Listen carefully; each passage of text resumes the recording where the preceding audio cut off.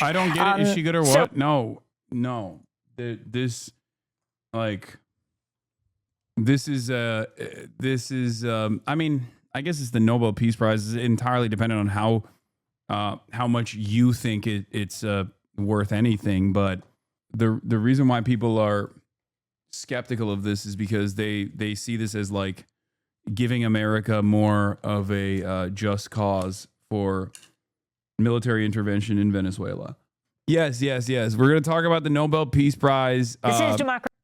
2025 Nobel Peace Prize for anti-Maduro leader Maria Corina Machado, opposite of peace. This is Greg Grandin speaking on this to Amy Goodman of Democracy Now! This is, I guess, like the major point here is that it's a disappointment for Trump. He was very upset.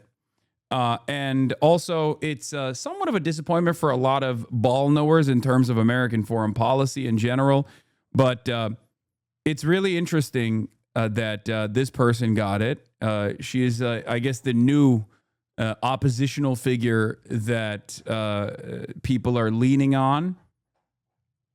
And much like the old oppositional figure, Juan Guaido, who actually had less support than she does in Venezuela. But just like with Juan Guaido, she has made commitments to both privatization of the refineries and the natural resources that Venezuela has, some of the largest oil reserves on the planet, and also a commitment to Israel. Now, you might be wondering, as I did at the time, why the fuck was Juan Guaido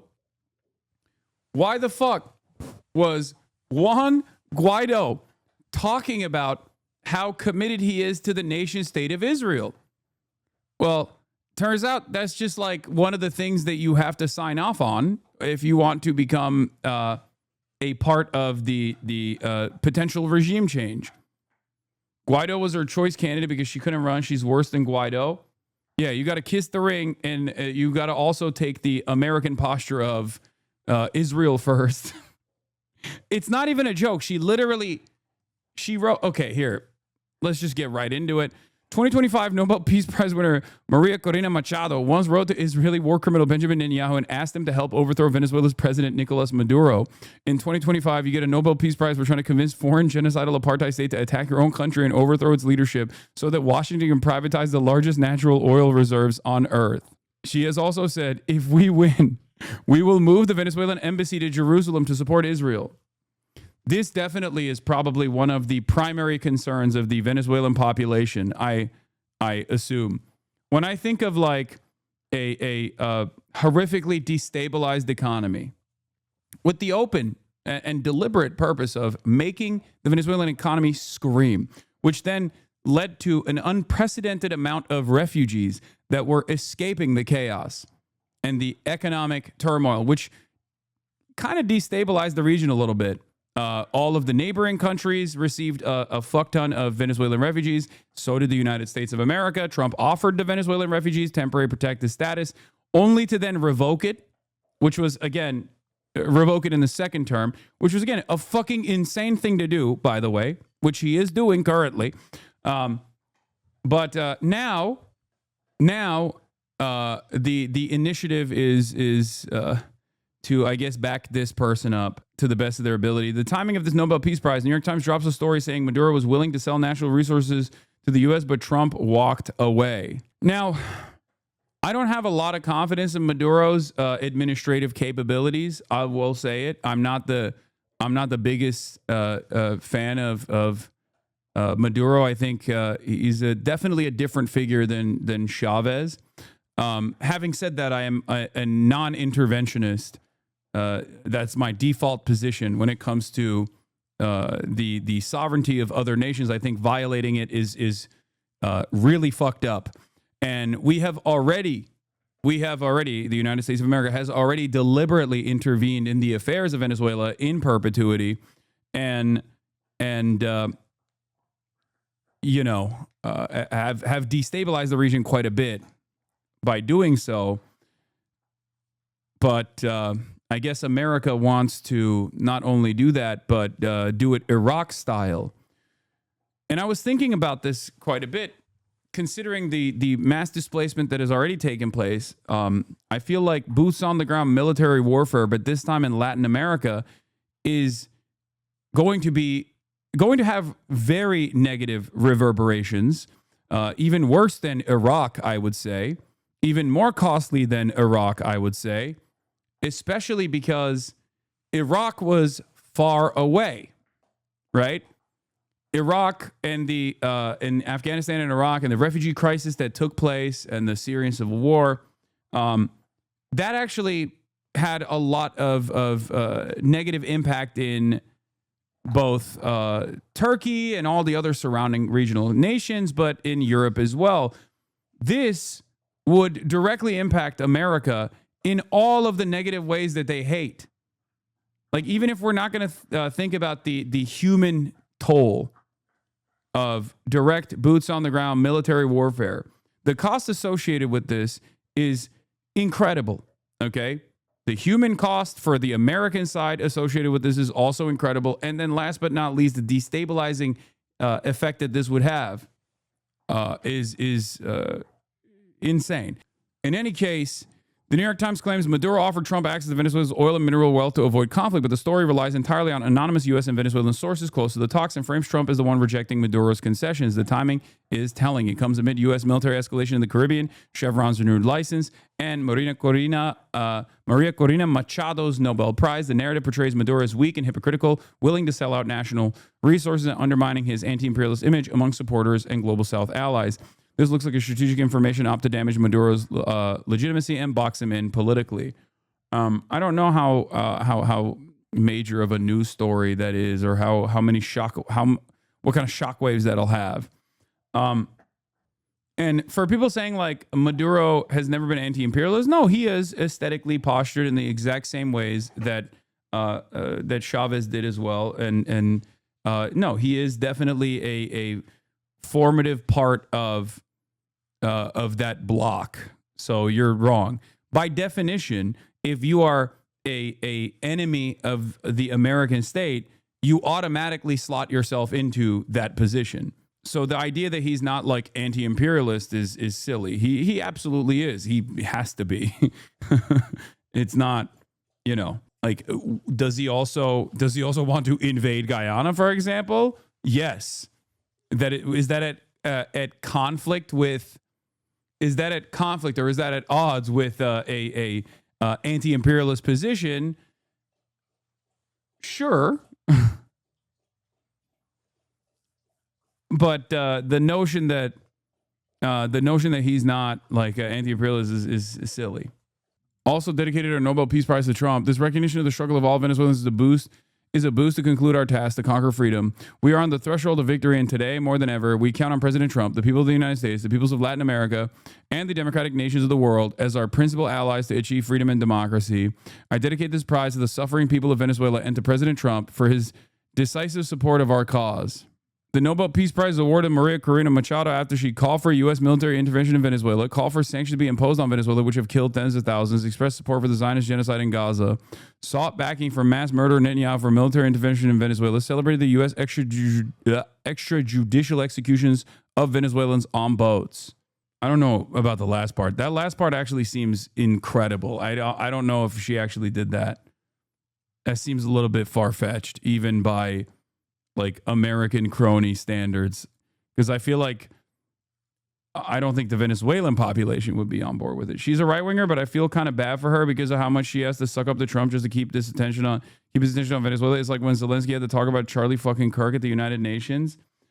I think that you are making it seem as though the grand ambition here is like true freedom for the Venezuelan people. I don't agree. I think if someone is an American crony, I suspect that the grand ambition there is to abide by the wishes of empire. She praised the extrajudicial murders on both Fox and Friends and to the Times of London last month. Oh my God. I totally support a strategy, Machado told me. And I've said on behalf of the Venezuelan people that we are very grateful. I think it's the right thing to do. It's courageous. It's visionary. It's visionary to blow up boats off the coastline of Venezuela, completely violating the sovereignty of Venezuela. That's crazy. I think one of the greatest examples of the enshittification of the CIA is this. Okay? Because I feel like you should not be this open. Like, you shouldn't be this transparent with how much you're dick riding America. You know what I mean? Like, it's just, if I'm Venezuelan and I fucking hate Maduro, okay? And I hear the oppositional figure that I'm supposed to have confidence in go, America, thank you for blowing up our fucking boats off of our coastline. I'm going to say, yeah, maybe that's not the best person. And this is almost like a rehashing of Juan Guaido. The more there's the more people pay attention, I feel like the more people paid attention to Juan Guaido, the more his approval rating wasn't very high to begin with. People said that it was, he was the true leader or whatever, but like, he spent a good deal of the constitutional timeline that he had in assuming power, just going to America and sucking up to America, which I think was a mistake. It betrays the notion that this is like a popular uprising, even though there is popular discontent, if that makes sense. Like, I always feel as though these guys are primarily. I always feel as though these guys are like primarily focusing on gaining as much, garnering as much attention from the American State Department and American news and American media that they like kind of lose the plot. The part that right-wing Venezuelan social media figures and publications have played in this would shock you. No, it doesn't shock me at all. The Venezuelan media has almost always been fucking completely captive, servile to the interests of the grocery store franchise owners, like all the fucking billionaires in the Chamber of Commerce. They've dominated media, so it's not surprising to me that they would also have a stranglehold on social media as well. She's been a main driver of the VE polarization, both nationally and within the opposition. Hardline, uncompromising, unwilling to negotiate it or support a soft socialist opposition has led her to depend on U.S. to prop up her power. Now, with assist from Nobel, one step closer to war, says Greg Grandin. Anyway, let's tune into Democracy Now! To get a little bit more insight. Democracy Now!, democracynow.org. I'm Amy Goodman. The Norwegian Nobel Committee announced today the recipient of the 2025 I feel fucking Nobel bad, Peace dude. Prize. I just like we have played a big role in fucking up Venezuela for a very long time, and I do think that like I'm not a fan of Maduro, but I also am conflicted to even mention that in a time like this, because like America is very clearly moving forward with direct intervention beyond like the sanctions regime, beyond like crippling the Venezuelan economy, beyond other forms of interference. And it feels as though this is like the next step in the plan. And it feels, I mean, it looks terrible. The outlook is grim. The Nobel Peace Prize for 2025 goes to a brave and committed champion of peace, to a woman who keeps the flame of democracy burning amidst a growing darkness. The Norwegian Nobel Committee has decided to award the Nobel Peace Prize for 2025 to Maria Corina Machado. She is receiving the Nobel Peace Prize for her tireless work promoting democratic rights for the people of Venezuela and for her struggle to achieve a just and peaceful transition from dictatorship to democracy.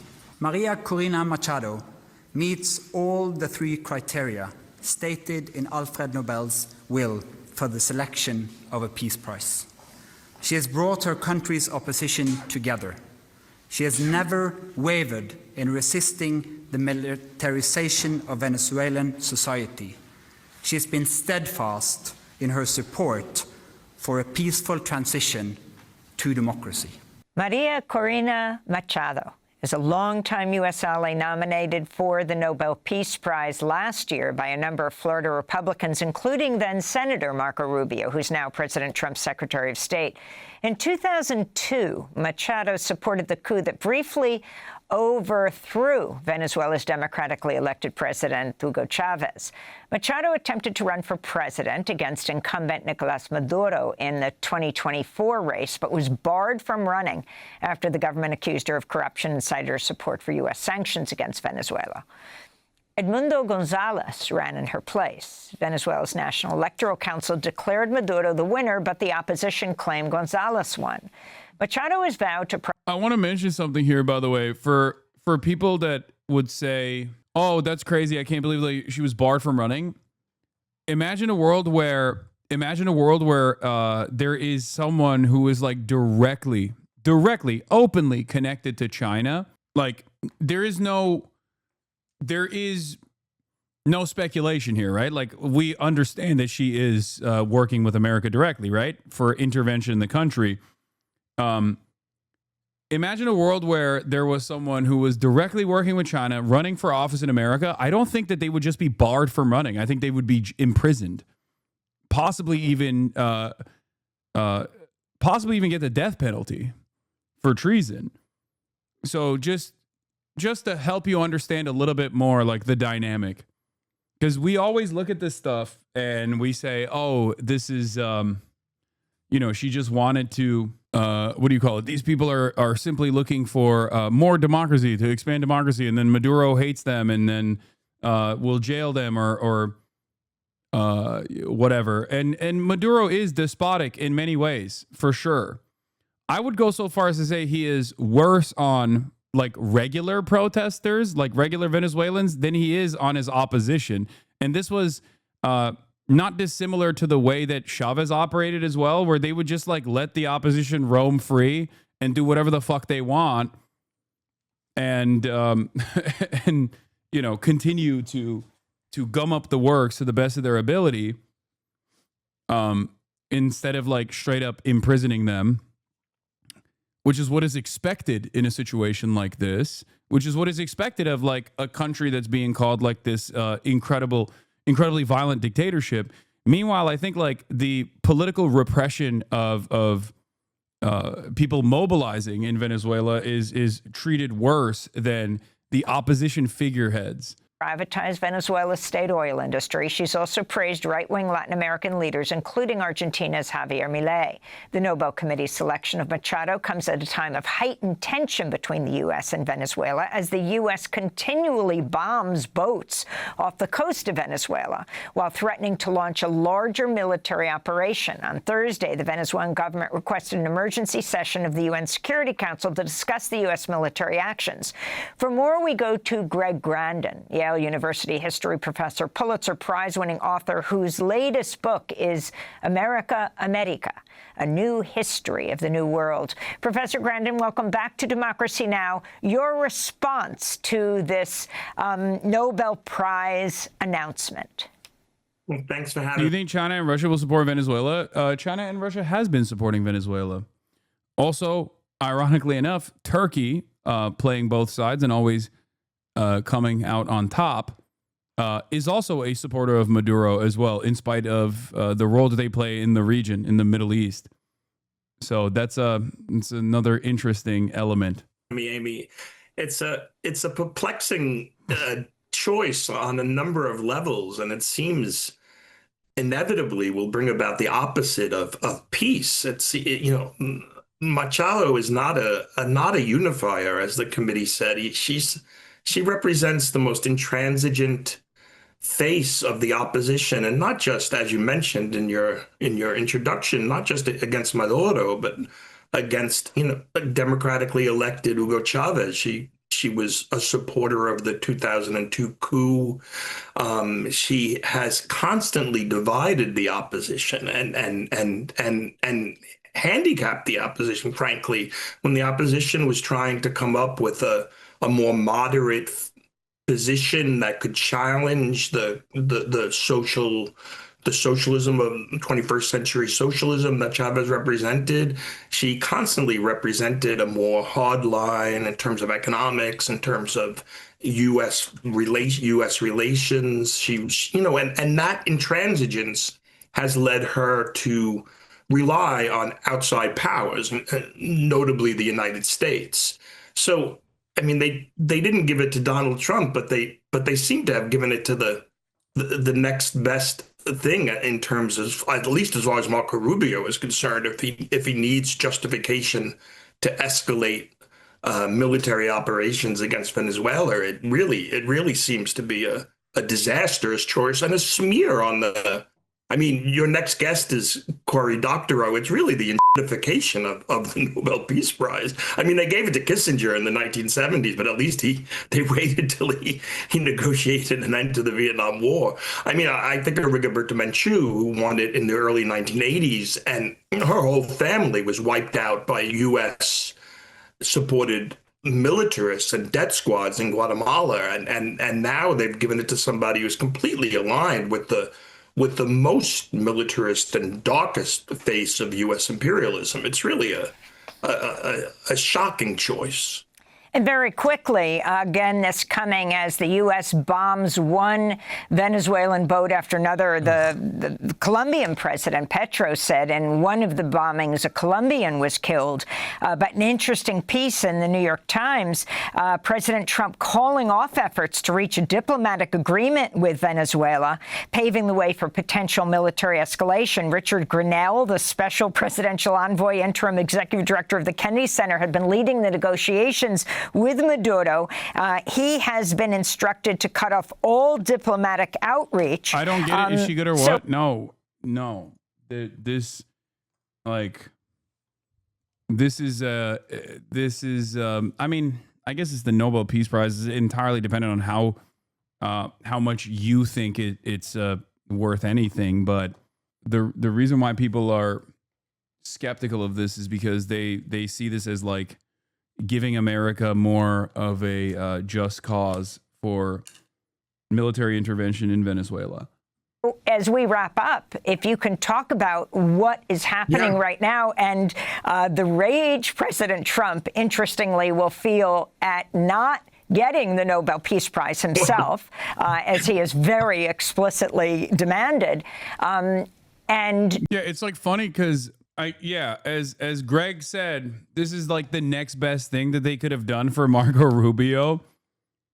But I don't think Trump gives a shit because he really wanted it, it seems. Like he wanted it and he wanted it bad. I don't think he cares that this plays a role in like America's strategic interest in dominating Venezuela. And I don't even think Trump wants it for the prestige. I think he wants it just because Obama got one. Yeah, escalating what's going on in Venezuela. Yeah, it's just going to harden positions all around. And Machado has not denounced. She's actually endorsed the general framework for that legitimates the bombing of these go fast boats in the Caribbean. 4 of them now. The last one filled apparently with Colombians. She hasn't denounced it. She's supported it. She supports the idea, the framework that the government is basically a cartel, and to blow up these boats is not to kill Venezuelans, but to kill, as she puts it, narcotraficantes.